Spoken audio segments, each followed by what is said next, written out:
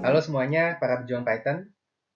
Bersama saya, Faris Dari, kita akan belajar bareng tentang bagaimana membuat fungsi di Python. Yuk, mari kita lihat materinya. Teman-teman masih ingat nggak tentang program Python yang pertama kali kita buat, yakni program Hello World atau Halo Dunia? Nah, di program ini, yang menariknya adalah print Hello World.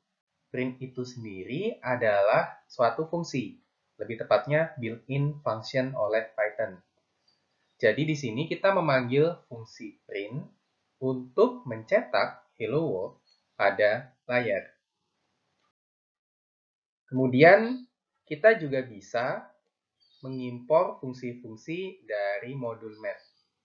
Fungsi-fungsi itu terkait dengan matematika.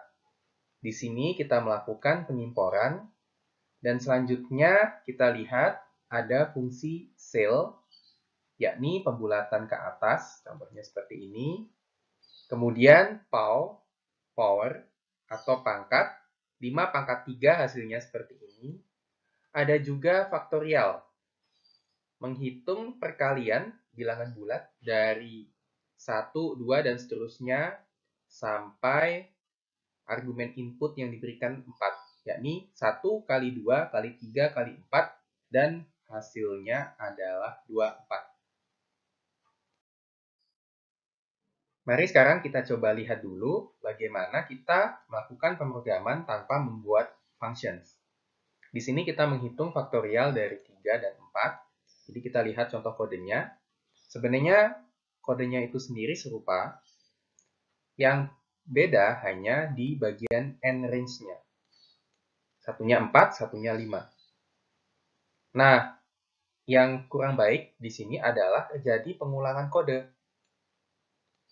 Dan inilah yang menjadi penyebab kenapa kita sebaiknya menggunakan functions. Jadi, apa itu functions? Suatu fungsi adalah barisan kode yang dapat kita panggil untuk melakukan tugas tertentu. Keuntungan dengan adanya functions adalah kita menghindari pengulangan kode. Dan karena kita menghindari pengulangan kode, kode kita akan menjadi lebih reliable. Karena jika kode kita diulang-ulang, jika ada bagian error di satu tempat, maka kita harus melakukan fixing di semua tempat yang lain. Menjadi repot. Kemudian, dengan adanya fungsi, maka modularitas kode akan meningkat. Kode menjadi lebih organized, lebih clean. Karena kita udah memecah kode menjadi bagian-bagian lebih kecil yang lebih manageable. Yuk, sekarang kita coba untuk membuat fungsi faktorial sendiri.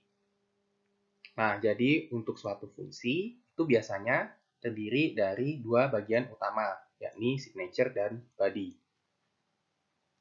Nah, untuk signature terdiri dari def keyword, nama fungsinya, myFactorial, parameter, di sini hanya ada satu parameter n, tapi bisa lebih atau bahkan bisa tanpa parameter.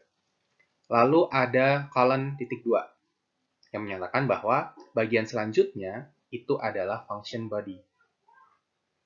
Oke, untuk function body, intinya di sini adalah statements of code yang akan kita jalankan tiap kali fungsinya dipanggil. Nah, intinya kita harus perhatikan bagian indentasinya. Harus konsisten. Dan selanjutnya, kita optionally sebenarnya untuk yang bagian function body itu bisa kita tambahkan statement return. Kita coba bagaimana proses pemanggilan fungsi myFactorial. Kita tulis nama fungsinya dalam kurung nilai input argumennya. Kita pakai 4. Alur program akan berpindah menuju ke definisi dari fungsinya. 4 akan di-assign ke n. Kemudian result sama dengan 1 for i in range 1, n-nya 4 plus 1. Jadi range-nya 1,5. Oke, di sini akan ada perkalian 1 kali 2 kali 3 kali 4. Hasilnya 24 ya, resultnya. Dan hasil itu akan dikembalikan. Kembalikan ke sini. Jadi my factorial 4 itu akan dievaluasi menghasilkan 24. Jika tadi kita sudah melihat fungsi untuk faktorial, bagaimana kita misalnya membuat fungsi yang tanpa parameter dan tanpa return. Dan ini memungkinkan. Di sini ada fungsi untuk print high. Jadi def high, di sini tidak ada parameternya ya. Kemudian titik 2, lalu print high. Ketika fungsinya dipanggil high, maka akan dicetak print high. Saatnya quiz. Silahkan masing-masing mencoba untuk memodifikasi fungsi berikut sehingga akan print high untuk suatu nama. Contohnya high, di sini ada argumennya Indonesia, maka akan mencetak high Indonesia. Silahkan dicoba masing-masing. Berikut contoh solusi.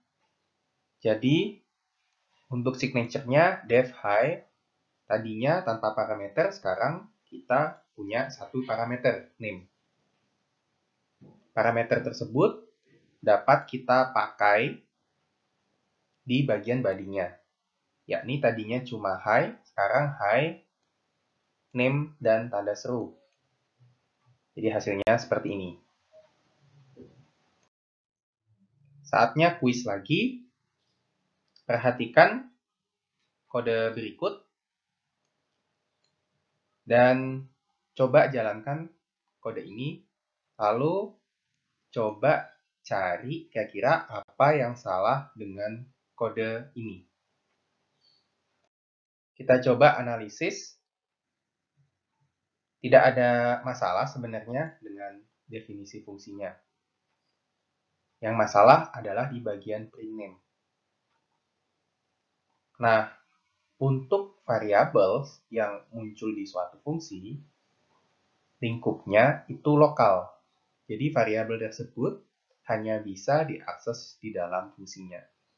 Jika kita memaksa print name, padahal name itu hanya ada di dalam fungsi, maka yang terjadi adalah name error.